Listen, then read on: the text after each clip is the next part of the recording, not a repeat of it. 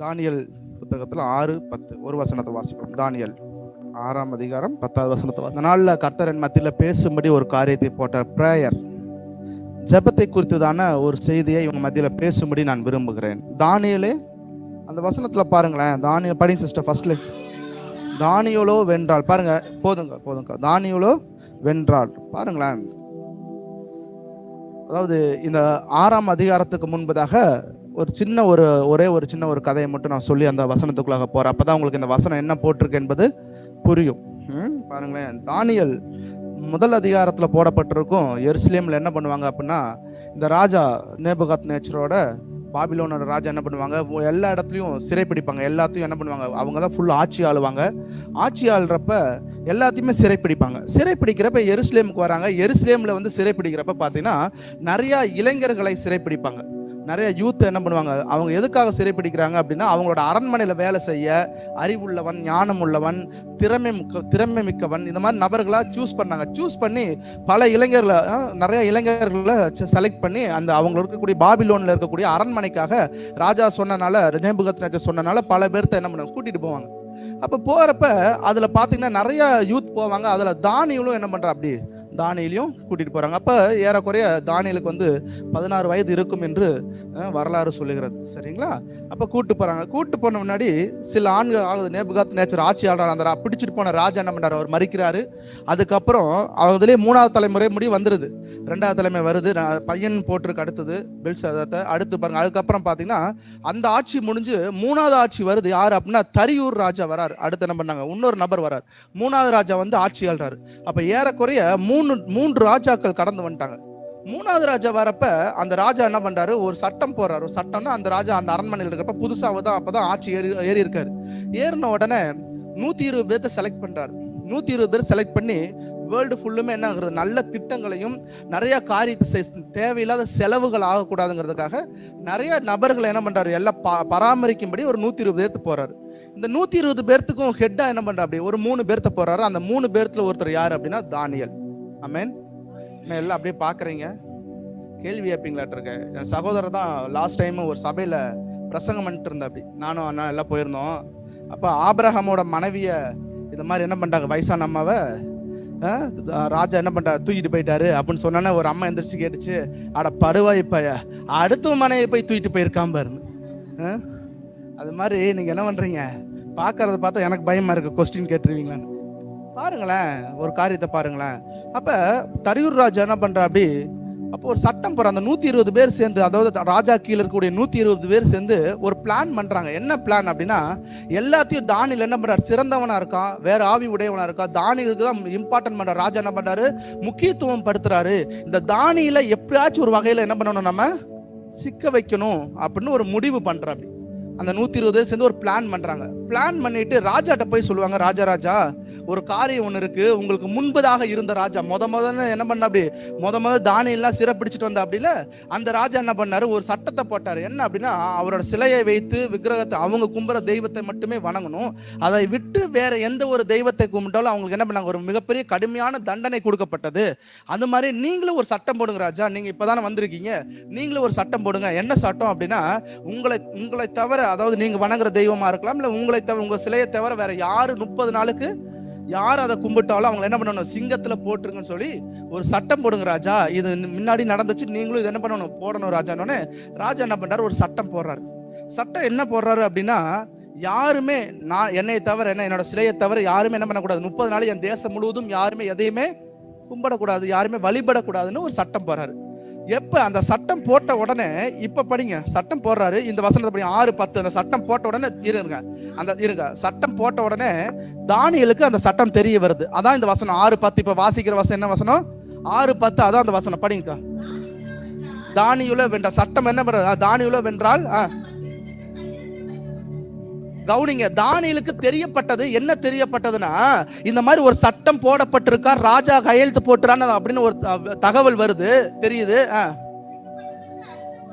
சட்டம் போட்டுட்டாங்க. ராஜா என்ன பண்ணாரு, தேசமெங்கும் அதை சொல்லிட்டாரு, என்னை தவிர, என்னோட சிலையை தவிர, நான் வணங்குற தெய்வத்தை தவிர எந்த ஒரு காரியத்தையும் இந்த தேசம் முழுவதும் யாருமே கும்பிடக்கூடாது என்று தானியேலுக்கு தெரிந்த பொழுதும் தன் வீட்டுக்குள்ளே போய் போறாரு, சட்டத்தை பத்தி கவலைப்படாம மேல போறாரு. மேல போய் என்ன பண்றாரு? எருசலேமுக்கு நேராக பலகணிகள் திறந்திருக்க முன் செய்து வந்தபடியே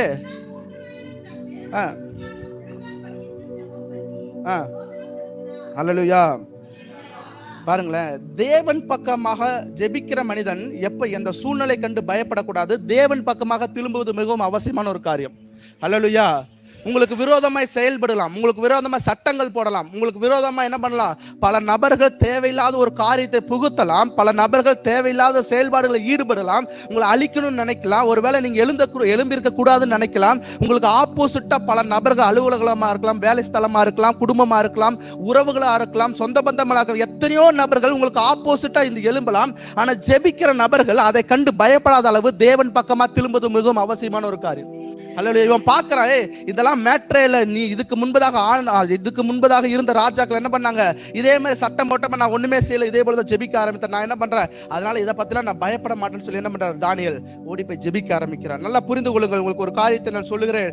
ஜெபிக்கிற மனிதன் என்ன பண்ணணும், தேவன் பக்கமா திரும்புவது மிகவும் அவசியமான ஒரு காரியம். அவன் அந்த சட்டத்தை பார்த்து பயப்படல, அந்த சூழ்நிலை கண்டு பயப்படல, என்ன பண்ணல, எதை குறித்தும் ஒரு சிந்தனை இல்லாத அளவு ஃபர்ஸ்ட் என்ன பண்றாரு, மறுபடியும் அவர் என்ன செய்தாரோ அதவே செய்ய ஆரம்பிக்கிறார். அல்லேலூயா. என்ன சட்டம் கண்டிப்பா நீ என்ன பண்ண, நீ போய் உன்னோட கர்த்தரை நீ என்ன பண்ற, தெய்வமாய் கொண்டு நீ வணங்கின அப்படின்னா உனக்கு ஒரே ஒரு காரியம் நடக்கும். என்னன்னா, கட்டாய சிங்கத்துல போட்டு என்ன நடக்கும், சிங்கம் உன்னை கடிச்சிடும், நீ இனிமேல் வாழவே முடியாதுங்கிறதா சட்டம். எந்த தெய்வத்தை நீ கும்பிட்டாலும் சிங்கத்துக்குள்ள போட்டு நீ செத்துருவன் தான் சட்டம். சட்டத்தை கொடுத்து தானியேல் கவலைப்படாத அளவு தேவன் பக்கமா திரும்பக்கூடிய நபராக இருந்தார். உங்க வாழ்க்கையில நல்லா புரிந்து, உங்களுக்கு ஆப்போசிட்டா எழும்புற சூழ்ச்சிகள் எப்படிப்பட்ட காரியமா இருக்கலாம், எப்படிப்பட்ட சூழ்நிலை இருக்கலாம், நீங்க என்ன பண்ணணும், நம்ம ஜெபிக்கிற நபர்களாய் தேவன் பக்கம் திரும்புகிற நபராய் நம்ம இருக்கணும். அதை விட்டுட்டு ஐயோ இப்படி நடந்துருச்சு, இவங்க இதை பேசிட்டாங்களே, இவங்க இதை பண்ணிட்டாங்களே, இது எனக்கு என்ன, இது எனக்கு இருதயம் உடைக்கப்படுகிறது, சூழ்நிலை மாறப்படுகிறது, என்னால் எழும்ப முடியலையே, நான் என்ன பண்ணுவேன்னு யோசிக்காத அளவு முதலாவது தேவன் பக்கம் திரும்புவது மிகவும் அவசியமான ஒரு பாருங்களேன். ஒரு காரியத்தை பாருங்களேன், ஜெபிக்கிற நபர்களுக்கு பயம் செயல்படாமல் இருப்பது மிகவும் அவசியமான ஒரு காரியம். ஜெபிக்கிற நபருக்கு பயம் செயல்படாமல் இருப்பது மிகவும் அவசியமான ஒரு காரியம். தானியேல் பாருங்க, பார்க்குறேன் இவன் பிளானே என்ன, இந்த 120 பேர்த்தோட பிளான் என்ன, கட்டாயம் இப்படி ஒரு சட்டம் போட்டாலும் தானியேல் என்ன பண்ணுவார், மேலே போவார், மொட்டை மாடியில் என்ன பண்ணுவார், அவர் நிச்சயமா ஜெபிப்பார். நீ 4 பேர் என்ன பண்றீங்க, போய் அவன் ஜெபிக்கிறானான்னு பாரு, ஜெபிச்சான் அப்படின்னா வந்து ராஜாட்ட சொல்லி அவனை சிங்கத்துல போடும் சொல்லி இவங்க எல்லாம் பிளான் பண்றாங்க. தானியேல் ஜெபிக்கிறப்ப யோசிச்சிருந்தாருன்னா, ஒருவேளை பயந்திருந்தானா ஜெபிச்சிருக்கவே முடியாது. பார்க்கறாரு, யாரா வந்துட்டு போறான், 120 பேர் பிளான் பண்ணிட்டு போறான், மேல வரட்டும், வந்து பார்க்கட்டும், அதை பத்தி எனக்கு கவலை இல்லை, என்னோட இருக்க பெரியவர் என்பதை தானியேல் உணர்ந்தார். அல்லேலூயா. சில நபருக்கெல்லாம் பாருங்க, ஜெபிக்கிறப்ப பயம் செயல்பட்டு கொண்டே இருக்கும். நம்ம நல்லா ஜெபிப்போம், ஜெபம் மட்டுமல்ல, ஜெபத்தோட சேர்ந்த சில பயங்களும் நம்ம வாழ்க்கையில் செயல்பட்டு கொண்டே இருக்கும். அல்லேலூயா. உண்மைதானே. நம்ம நல்லா ஜெபிக்கிற நபர், ஒரு வீட்டுக்கு ப்ரேயருக்கு போயிருந்தேன், ஃபாஸ்டிங் போட்டு போயிருந்தேன். அவங்க வீட்டில் ஒரு பிரச்சனை, என்ன பிசாசு போராட்டம் சொன்னாங்க. ஃபாஸ்டிங் போட்டு நான் ஒரு 3 நாள் உபவாசம் போட்டு அவங்க வீட்டில் போய் ஜெபம் பண்ணிட்டு இருக்கேன். ஒரு 10 பேர் இருக்காங்க. அந்த அம்மா மட்டும் நம்ம ஜெபம் பண்ணி முடிச்சோடனே, பாஸ்டர் கேட்டீங்களான்னு. நான் கேட்டீங்களான்னு, ஏதோ ஆவியானவர் பேசிட்டாராட்டு இருக்குன்னு நினைச்சிட்டு, என்ன சிஸ்டர் அப்படின்னா, நீங்க ஜெபம் பண்றப்ப சலக்குன்னு கொலு சவுண்டு கிடைச்சு பாத்தீங்களா. அப்ப பாருங்க, ஜெபிக்கிறோம், ஜெபத்தோடு சேர்ந்து என்ன நடக்குது, பயம் செயல்படுகிறது. புரியுதா உங்களுக்கு? நான் ஜெபிக்கிறேன் பிரதர், நான் வீட்டுக்குள்ள இருக்க ஜெபிக்கிறேன், 1 மணி நேரம் ஜெபிக்கிறேன், 2 மணி நேரம் ஜெபிக்கிறேன். ஆனா ஜெபிக்கிறப்ப நமக்கு ஒரு நெகட்டிவ் தாட்ஸ், தேவையில்லாத பயங்கள், பிசாசு குறித்த காரியங்கள் வாழ்க்கையில் நடக்குமா நடக்காத, சுகமாகுமா ஆகாதாங்கிற ஒரு பயம் இருக்கிறது. புரியுதா உங்களுக்கு? ஒரு பிரதர் எனக்கு சொன்னாரு, வாங்க பிரதர்னு ஒரு நாள் சொன்னார். ஒரு பேர் பண்றப்ப ஒரு காரியத்தை சொன்னாரு. எப்ப பார்த்தாலும் எனக்கு ஒரே பயம் பிரதர்.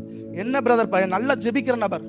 எப்பயுமே நீங்க நல்லா ஜெபிப்பீங்களா, உங்களுக்கு என்ன ப்ராப்ளம்? எப்ப நல்லா ஜெபிக்கிறவர் ஆவில் நிரம்புவாரு, அன்னி பாஷை பேசுவாரு, ஒரு நாளைக்கு 2 மணி நேரம் 3 மணி நேரம் ஜெபிப்பாரு. அப்ப அவர் சொல்றாரு, நான் என்ன பண்றேன், வீதியில போவோம் பாஸ்டர், போஸ்ட்டை பார்த்தாவே என்ன நடக்கும், எனக்கு ஒரு வகை பயம் வருமா, இறந்தவங்க போஸ்ட்டை பார்த்தா பயம் வருமா. என்ன பயம் அப்படின்னா, இவருக்கு 45 வயசு, அந்த இறந்தவன் போஸ்ட்ல 50 வயசுன்னு போட்டிருந்தா, ஐயோ இன்னும் 5 வருஷம் தான் இருக்க மாட்டிருக்க, 55 ஓட்டா இன்னும் 10 வருஷமா, சரி பிரதர் அப்ப 45 ஓட்டா அப்பயா அவுட் ஆயிரும் நாட்டுக்கு பிரதர்.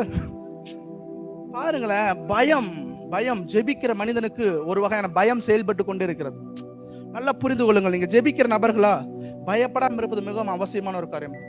பாக்குறாரு, எபிரு பாக்குறாரு ஒரு இடத்துல, இயேசுட்ட போறாரு, இயேசுவே என் பிள்ளை மரண அவஸ்தைப்படுகிறார், வியாதிப்பட்டு கிடக்குறா, எப்படியா வாங்க சுகப்படுத்துங்கன்னு கூப்பிட்டு போறாரு. இயேசு வா போலாம் அப்படிங்கிறாரு. போற வழியில சில நேரங்கள் தாமதிக்குது, போயிட்டே இருக்காரு. போக போக பார்க்குறாரு, அவங்க வீட்டுல இருந்து ஒரு 3 பேர் ஒடியாராம். வந்து சொல்றாரு, போதகரை தொந்தரவுப்படுத்தாத, உன் பிள்ளை மறிச்சு போயிடுச்சுங்கிறாரு. ஏசு பார்க்குறாரு, பார்த்த உடனே வந்தவனை பார்த்து சொல்லல, நான் வரல கம்முன்றான், அவரை பார்த்து சொல்லல, எபிரை பார்த்து ஜபாலயத்தலனை பார்த்து திரும்பி சொல்றாரு, பார்த்து பயப்படாத, விசுவாசம் உள்ளாரு. ஒருவேளை நீ பயந்தேன்னா உன் கூட வரக்கூடிய நபர் யார் என்பதை நீ மறந்துடுவ. நீ பயந்தீனா நீ ஜெபிக்கிறப்ப இருக்கிற பத்தி எந்த ஃபெய்த்ல உட்காந்து ஜெபிக்கிற அந்த ஜெபத்தை நீ மறந்துடுவ. நீ பயந்தீனா நான் செயல்பட முடியாம போயிருவியா. நீ கூப்பிடறப்ப ஒரு விசுவாசம் இருந்தது, நீ வாங்காண்டவரை என் பிள்ளையை சுகப்படுத்த முடியும், நீ கூப்பிடறப்ப ஒரு உனக்குள்ள ஒரு ஃபெய்த் செயல்பட்டது. ஆனா நீ வர வர வர உன்னோட சோர்வடைந்து மற்ற செய்திகளை கேட்கிறப்ப ஒருவேளை நீ பயந்தீனா நிச்சயமா என்னால் செயல்பட முடியாது. ஃபர்ஸ்ட் நீ என்ன பண்ற, நீ பயப்படாத, நீ ஸ்டாப் பண்ணு. என்ன பண்ண, நீ ஸ்டாப் பண்ணு, நீ பயப்படாத. வந்தவன் என்ன பேசிட்டு போறான், ஆப்போசிட் வரவங்க எது வேணா சொல்லிட்டு போறாங்க, நீ பயப்படாத. என் விசுவாசம், ஏன்னா உன் கூட வர ஒரு பெரியவர், உன்னோட இருக்கிற ஒரு பெரியவர், நான் நிச்சயமா என்ன நடக்கும் வந்து பார்த்தா பெரிய காரியங்களை செய்வார். ஆமென். ஜெபத்தோட சேர்ந்து பயம் இருந்தால் நிச்சயமா ஃபெயிலியர் தான் ஆகும். இன்னையோட உங்களுக்கு என்ன பண்ணும், ஒரு முற்றுப்புள்ளி வைப்பது மிகவும் அவசியமான ஒரு காரியம். நான் ஜெபிச்சா ஜெபம் தான், பிரேயர் தான், நான் பயப்பட மாட்டேன். தானியேல் பார்க்கறாரு, நீ 120 பேர் சதி பண்ணுனா கூட, மாடிக்கு வந்து பார்த்தா கூட எனக்கு அதை குறித்து தான ஒரு பயம் நிச்சயமா இருக்காது. 100% நான் ஜெபிப்பேன், நான் நிச்சயமா என்ன நடக்கும், எனக்கு ஒரு விடுதலை கிடைக்கும் என்பதை தானியேல் என்ன பண்ணார், உணர ஆரம்பித்தார். பாருங்களேன், இன்னொரு காரியத்தை சொல்லுங்க. அறிந்திருந்த பொழுது, அதுக்கு தான் பேசிட்டு இருக்கு, அறிந்திருந்த பொழுது இன்னொரு காரியத்தை பாருங்களேன். Be strong your future life. ஆவிக்குரிய வாழ்க்கையில எப்படி இருக்கணும் அப்படின்னா, மிகவும் தைரியத்தை காட்டிலும் வலிமை மிக்க நபரா இருப்பது மிகவும் அவசியமான ஒரு காரியம். வாழ்க்கையில பாருங்க, நீங்க நல்லா ஜெபிக்கிற நபரா இருக்கலாம், ஆனா ஒரு வலிமை மிக்க நபரா இருக்கவே மாட்டோம், நல்ல ஒரு ஸ்ட்ராங் மேனா இருக்கவே மாட்டோம். தானியேல் மிகவும் ஸ்ட்ராங் மேனா இருந்தார், மிகவும் எப்படி சொல்ல, வலிமை மிக்க நபராக இருந்தார். அவர் ஆவிக்குரிய வாழ்க்கையில் அவர் அசைக்க முடியாத அளவு தைரியம் உள்ள நபராக இருந்தார். நம்ம பாருங்க, வாழ்வதற்கு எப்படி சொல்றது, வாழ்வதற்கு தைரியம் இருக்காது, ஆனா அதே வகையில சாகுவதற்கு என்ன நடக்கும், ஒரு தைரியம் இருக்கும். கோலத்தனமா இருப்போம். ஒரு சகோதரனை பார்த்து ஒரு இடத்துல சொன்னாங்க, அவரோட மரணத்தை பார்த்து அங்க இருக்கக்கூடிய ட்ரெயின்ல விழுந்து இறந்துட்டாரு. அந்த ஸ்டேஷன் மாஸ்டர் சொல்றாரு, இந்த மாதிரி ஒரு மரணத்தையே பார்த்துருக்கவே முடியாது. ஏன் அப்படின்னா, ட்ரெயின் வர வர ஆப்போசிட்ல ஓடி போய் விழுந்தாராம். அப்ப பாருங்களேன், இவரால் வாழ்க்கையை சைன் பண்ணுவதற்கு ஒரு எப்படி சொல்றது, ஒரு தைரியம் உள்ள நபரா இல்ல, ஆனா மறிக்கிறதுக்கு ஒரு குருட்டுத்தனமான தைரியம் வருது.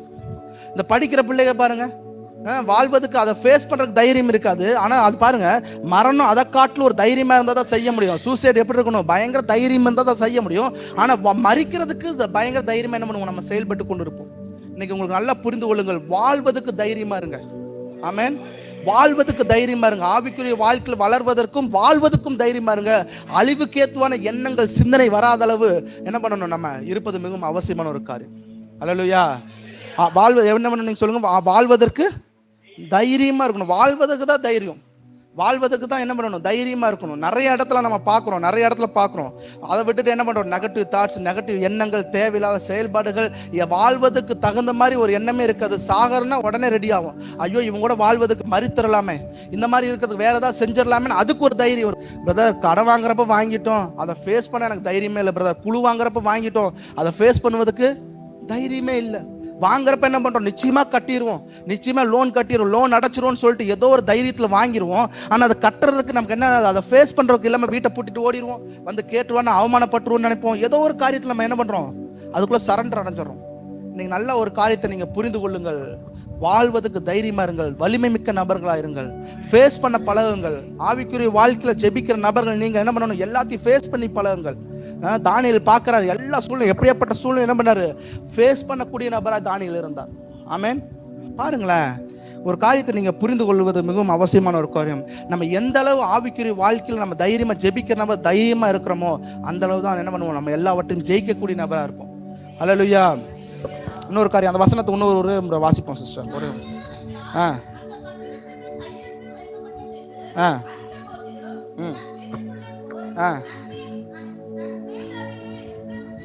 எருசலேமுக்கு நேராக தேவனை தேடுகிற மனிதர்கள் உணர்வுள்ளவர்களா இருக்கணும். ஜெபிக்கிற மனிதர்கள் எப்படி இருக்கணும், ஒரு கடவுளுக்கு ஒரு உணர்வுள்ள மனிதர்களா இருக்கணும்.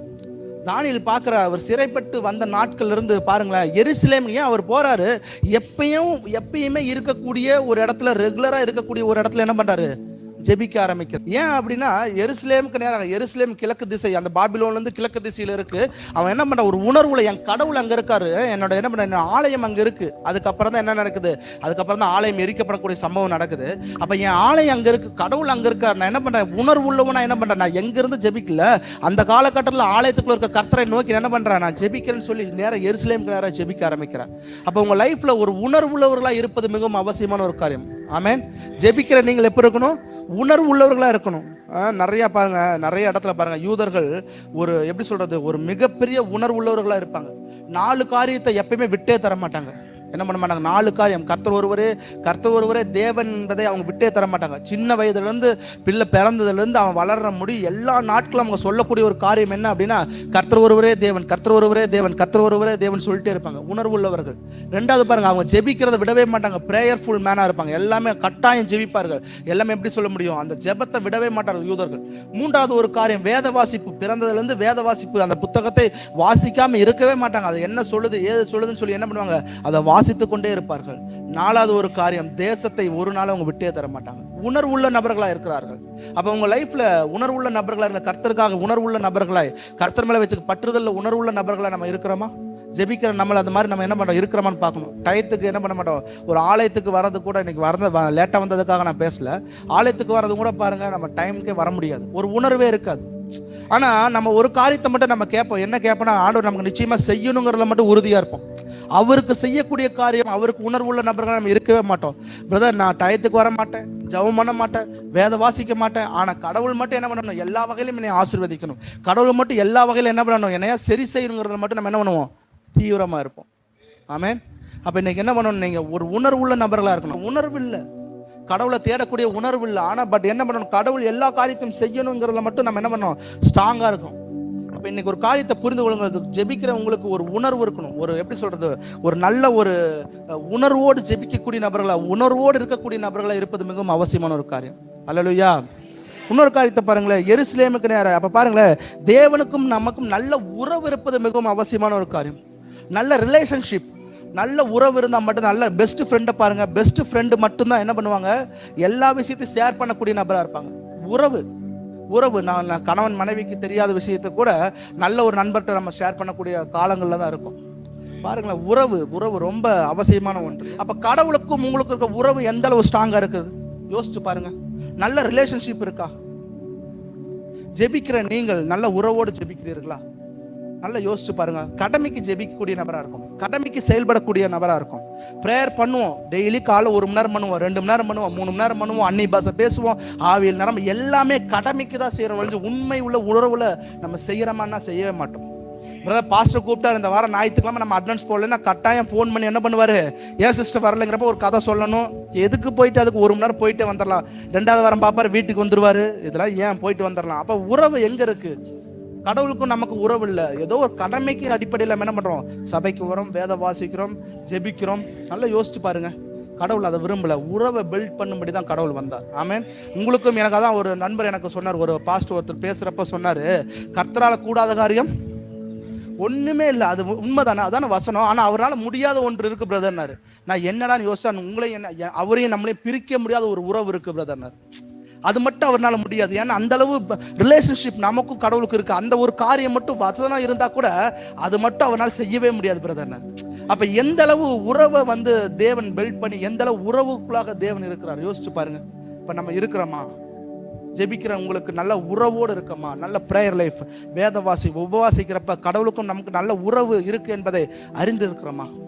இவன் பாருங்க, ஒரு உணர்வுள்ள மனிதனா என்ன பண்றாரு, எப்பயுமே உறவுல ஸ்ட்ராங்கா இருக்கும்படி தானியேல் அதுல சரியா இருக்கக்கூடிய நபரா இருந்தார்.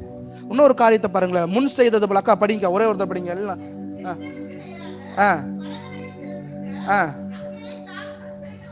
முன் செய்து வந்தபடியே பாருங்களேன்.